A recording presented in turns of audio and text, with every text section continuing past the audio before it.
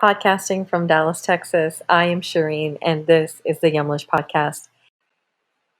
This episode of the Yumlish Podcast is made possible by Anchor. Anchor is a free and easy way to create a podcast. Their creation tools allow you to record and edit your podcast right from your phone or computer. Anchor also distributes your podcast for you, so it can be heard across Spotify, Apple Podcasts, and many more. It's everything you need to make a podcast all in one place. Download the free Anchor app or go to anchor.fm to get started.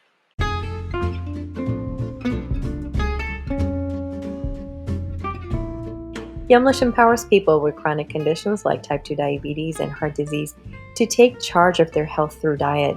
And this podcast is created to amplify the voices of patients, health professionals, employers, and community members who are working to reduce the risk of these chronic diseases and put your health first.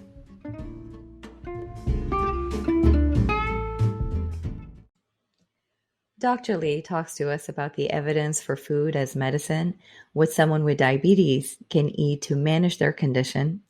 He then talks to us about COVID-19 and the right foods to eat to help us fight and reduce the risk of contracting the virus. And lastly, he talks to us about the foods that one can eat if they contract the virus.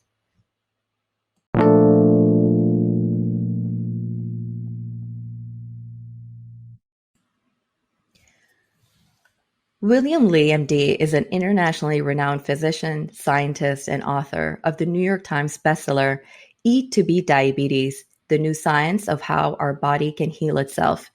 His groundbreaking work has led to the development of more than 30 new medical treatments and impacts care for more than 70 diseases, including cancer, diabetes, blindness, heart disease, and obesity.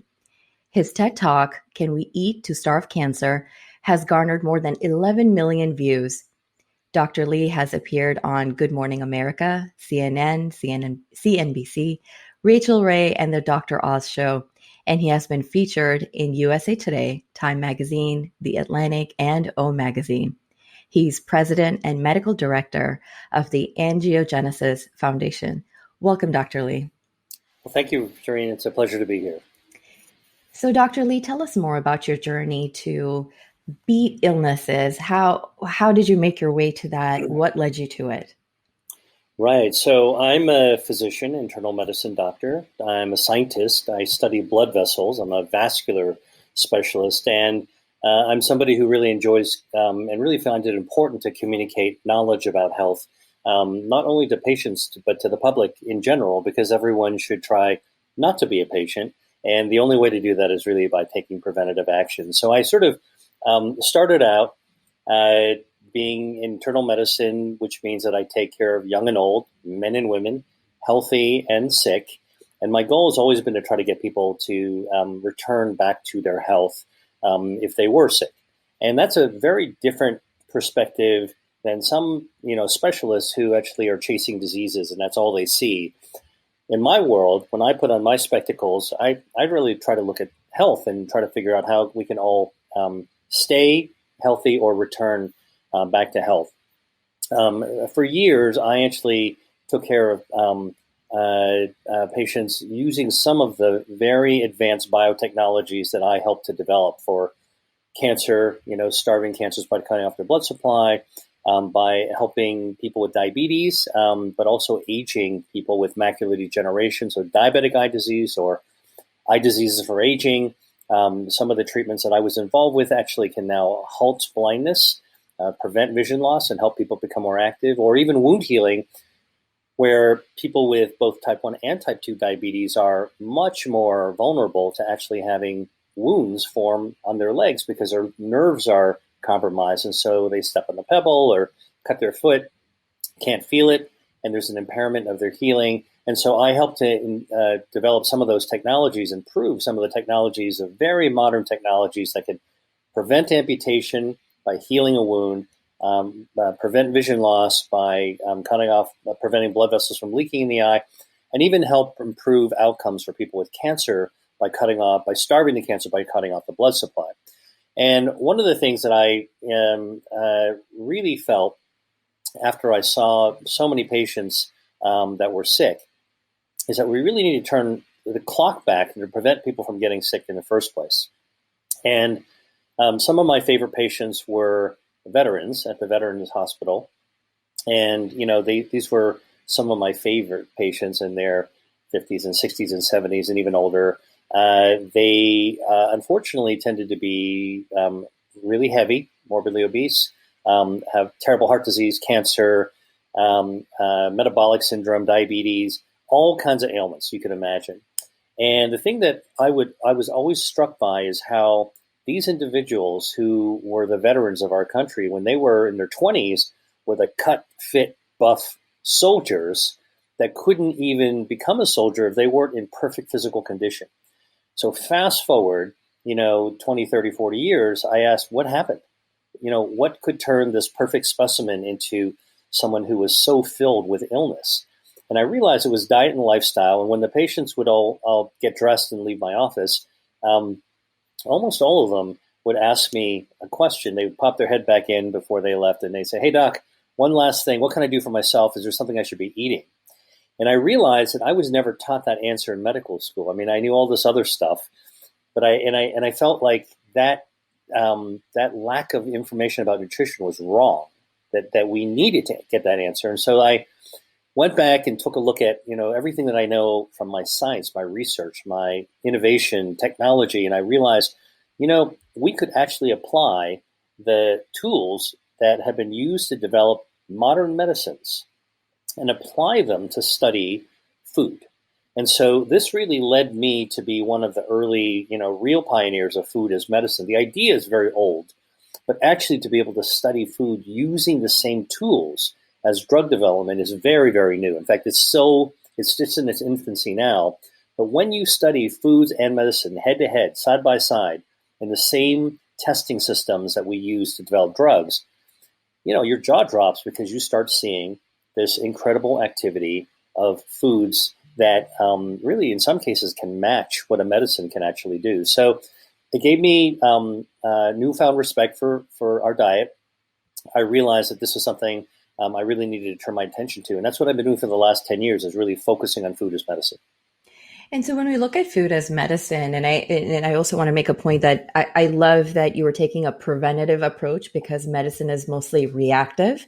So I absolutely love that. But talking about food as medicine, how does someone, so what is that code that someone with diabetes needs to create in their lives to combat diabetes through food? I mean, of course, we're not endorsing, drop all your medication, don't do your insulin, but if someone wants to sort of take control of their diabetes and really sit in the driver's seat of their health, what can they do when it comes to food?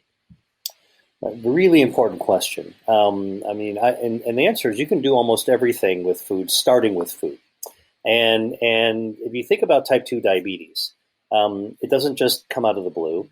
It's really a situation that evolves over years of lifestyle.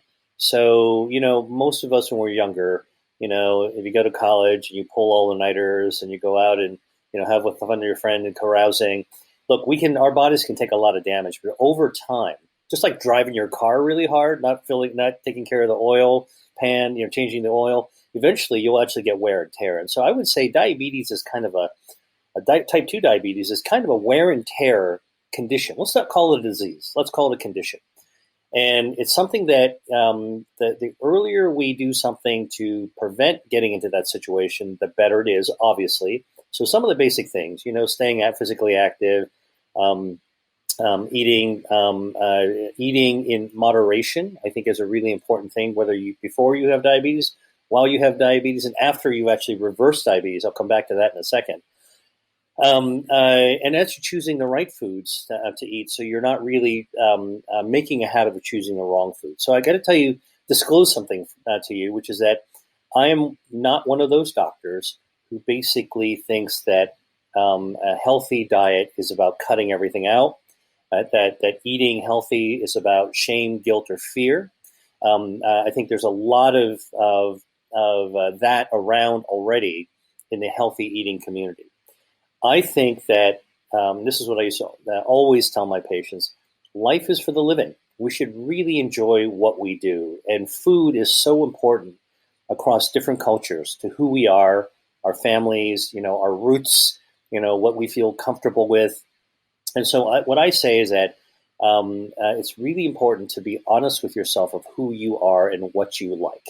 And if you can start with what you already like and choose from the basket, the bread basket of what's healthy for you. This is like a cornucopia, fruits, vegetables, herbs. I mean, a whole bunch of things that are not just, by the way, not just veggies. There's a lot of different foods. And in my book, Eat to Beat Disease, I talk about a lot that can help diabetes. They're all healthy types of foods. There's more than 200 of them.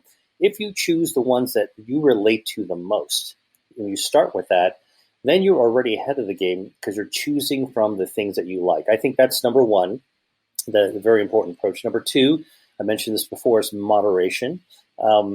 Eating, the adage that many of us grew up with, sort of our moms and our grandmas, hovering over us saying, you got to eat more, please have another one, look how skinny you are. Look, you need to eat more. Well-intentioned. But I think that everything we know from research is the less you eat, the better. And so take something you really like that's healthy for you. And what I tell people is, rather than pile your plate with it, we got plenty of food. Start with a third. Just take, so whatever your eye sees, take only a third of it. It's really practical. And then eat it slowly. And your brain will actually teach you how to enjoy what you're eating. So this is why you got to start with what you like, because then you get to savor it. The more time you get to savor your food, and the less you put on your plate, the faster you're going to get full with the things that you already enjoy. And then it becomes an experience that you actually like.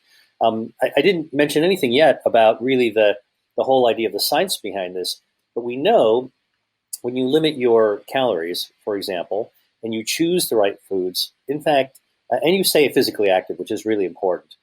As a matter of fact, many people, not all, but many, can take a situation like type 2 diabetes, and you can actually normalize or get closer to normal what your blood sugars are. And the reason that that's so important is because, number one, we have the ability to control that. So don't just let the pharmacy deal with it. Don't just let a prescription deal with it. We can do something ourselves that, and again, if you start with things that you enjoy and love and value, cherish, and definitely relish, then it's not so difficult to do. And if you can reverse or ameliorate, mitigate, make better your situation with type 2 diabetes, you're way ahead of the game because you don't want to have those terrible complications that I mentioned that I used to see. Out of control heart disease, runaway complications of diabetes in terms of kidneys going down. You're losing your eyesight. I mean, can you imagine that the difference between choosing delicious food that can actually, help you live longer and be able to continue to see clearly all the wonderful things that we like to watch in the world, versus losing your vision, having bad heart disease, not being able to move around, and maybe even losing your leg. I talked about wound healing earlier. So this is a series of really common sense things, but I personally believe the message has to start with making people not feel bad about doing the right thing, and making people feel like, in fact, they can get something good out of it, which is starting with what they enjoy. So, Dr. Lee, when we look at now, given the current climate with COVID-19, are there foods that then you would suggest that can help us fight or even reduce the risk of contracting the virus or complications from the virus? Right. So COVID-19 is a brand new situation. They call it a novel coronavirus, right? So I want to take the moment first to let your listeners know I'm actually one of the researchers studying coronaviruses, studying COVID-19. So I'm actually doing the research. I'm actually looking at what we're learning. We're trying to let other scientists and doctors understand what we're discovering about this virus. So I happen to know a little bit more than many people do.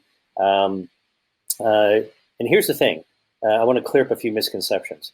COVID-19 is a coronavirus, and a coronavirus is what actually gives us the common cold.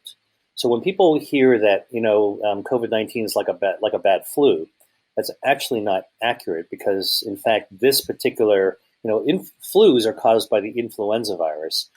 COVID-19 is caused by the coronavirus. The coronavirus gives us a cold. So not even related to the flu. It's really like a really dangerous, lethal, deadly kind of cold. That's one thing. And because it's novel, it means and the reason it's so bad, so deadly, so horrific for the world is because it's novel, meaning that in the 200,000 years that humans have been around on this planet, our bodies have never seen this virus. Our immune system's never seen this virus. And so therefore, this is the cough, and we think it started in China, and now it looks like there's another epicenter of a strain of the virus that started in Europe. But this is the cough that brought an entire civilization to its knees. And so what we're all learning from this as we pick ourselves back up, which is what we're doing now, right? We know it's bad.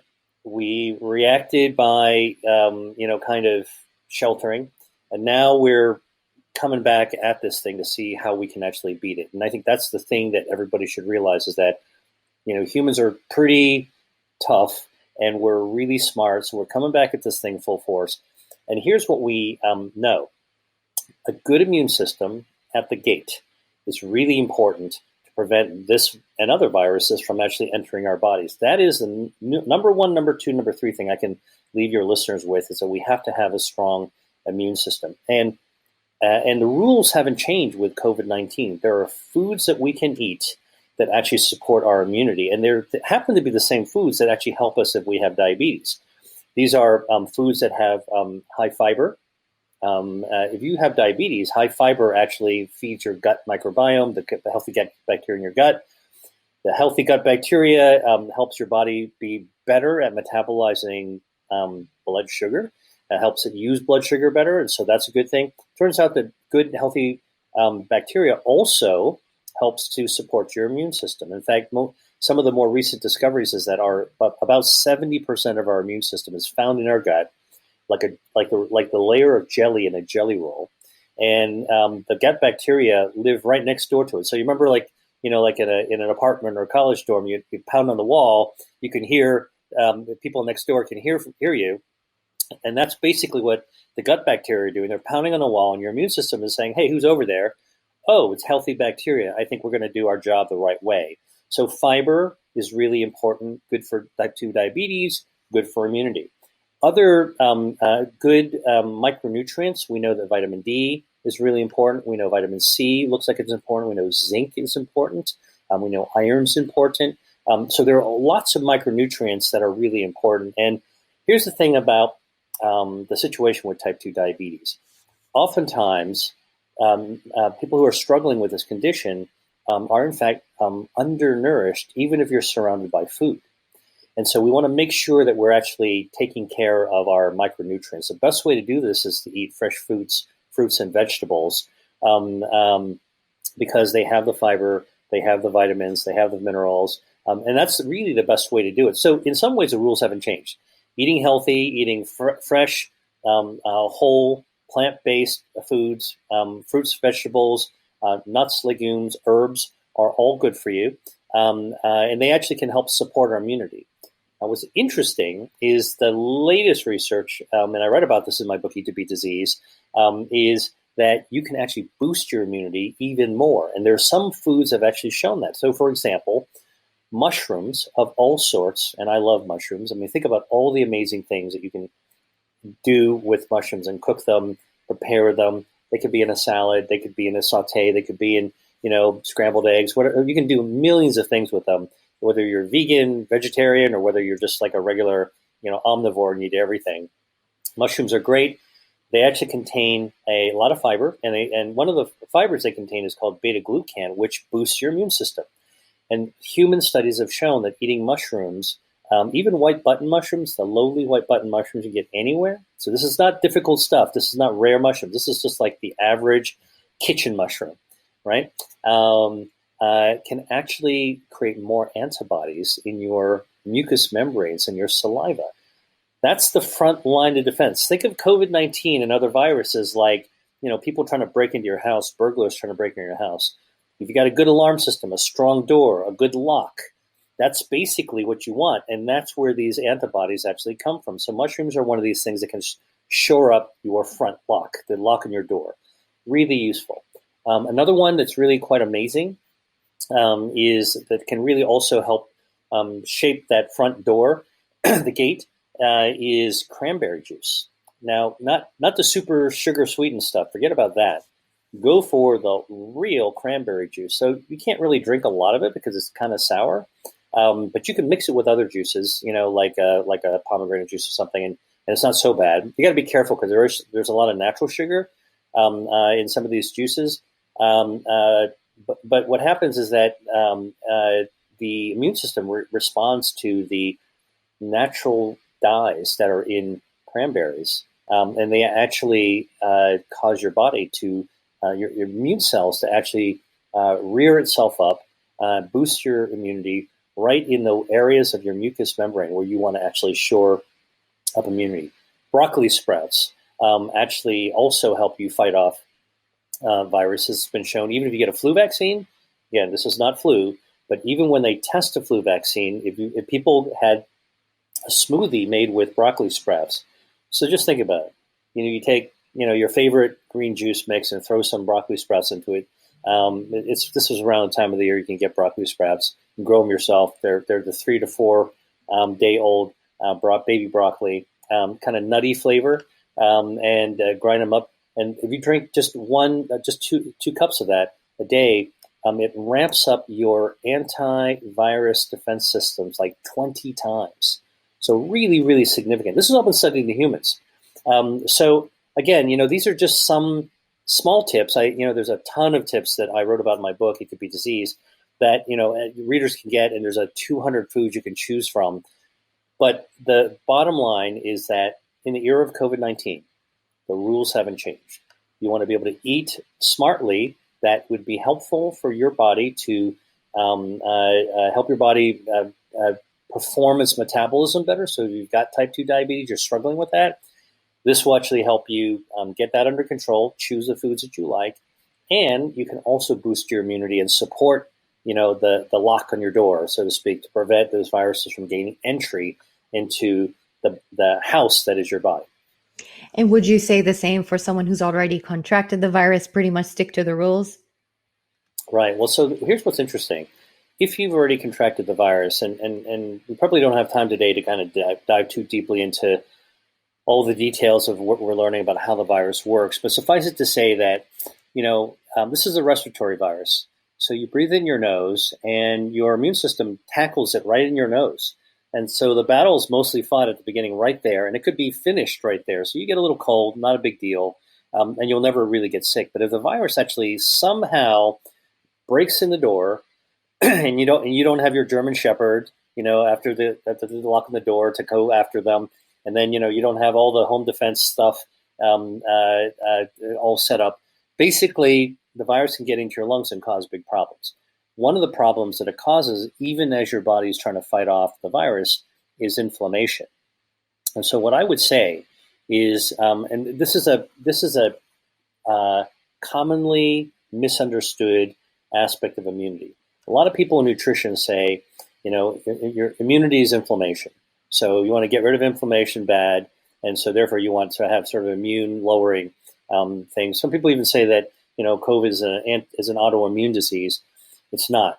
It's an infectious disease. Your body tries to get rid of it. And many people actually don't get that sick, and their bodies do get rid of it. So you want a good, strong immunity. What happens, though, is that when the virus invades your lungs, it gets into your blood vessels, and then your immune system is just trying to get rid of the virus. It's doing its job.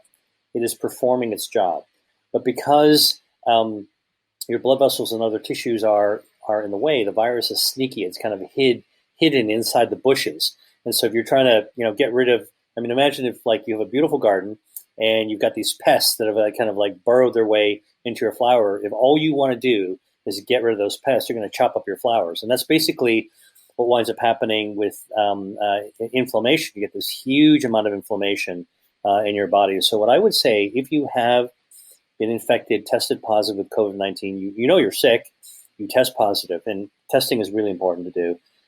You should try to have foods that lower immunity. Inflammation, not immunity. You want to lower inflammation. You want to boost immunity and lower inflammation. Two really good things that can do that. Foods containing vitamin C are really good at that. Now, if you don't want the super sweetness and sugar of, like, for example, orange juice, a great source of vitamin C that's not so sweet is a kind of a modestly sweet fruit like guava. It turns out guava, which is not very sweet at all, actually has way more vitamin C than an orange does. So that's a good little swap that people with diabetes can actually make. The other thing is green tea has been shown to keep your immune system functioning, but lower inflammation. Okay, this has been shown, by the way, with people who have lupus, which is an autoimmune disease. And people who drink green tea and have vitamin C, actually, they have much lower flares. And so if your body's fighting the infection, what you want to do is to feel better, prevent damage, is to do things that lower inflammation. So, and I think that's an example of things that you can eat would be tea, vitamin C containing foods. By the way, tomatoes is another great source of vitamin C. So tomato juice, tomato paste, tomato sauce, salad tomatoes. There's a lot of ways you can actually get input of tomatoes. And then the other thing I would tell you is, although not everybody not everybody eats seafood, really good oily fish, which is found in many cultures, right? So pretty much any culture that lives by the sea has some tradition of fish or shellfish in their diet. It contains omega-3 fatty acids. And if you don't eat fish, you can take a supplement that contains marine omega-3s. That's also lowers inflammation. So I would say, focus on raising your immunity all throughout. If you're sick with the virus, do eat foods that can actually lower inflammation, and you'll be sort of on your way to doing whatever you can without medicines. We don't have a treatment yet. We don't have a vaccine yet. So food really becomes our medicine, right? So this is back to the earlier point that we were discussing. Food is our medicine. We take it 3 times a day. The difference between, pharmaceuticals is that we prescribe our own food as medicine. So it's up to us, like we're the kitchen doctor, so to speak. I love that. So with that, Dr. Lee, how can people learn more about your work and more about the book?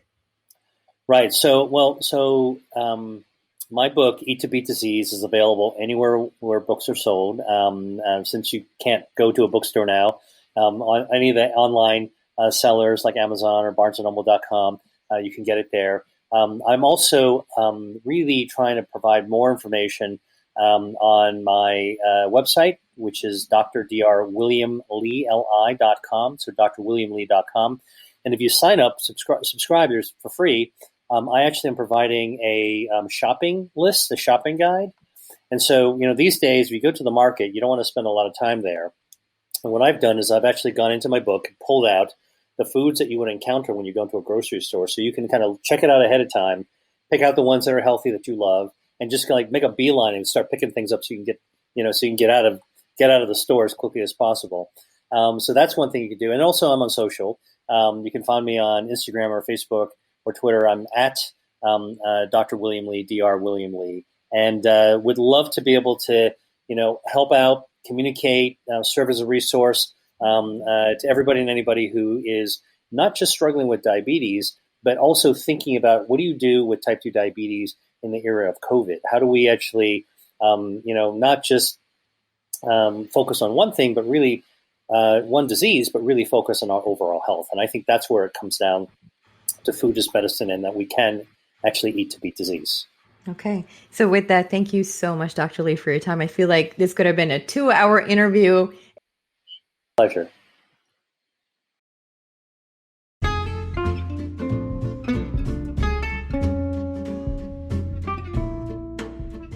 Thank you for listening to the Yumlish podcast with Shireen. If you like our show and want to learn more, you can find information at yumlish.com. You can also leave us a review here. We will see you at the next one. And remember, your health always comes first.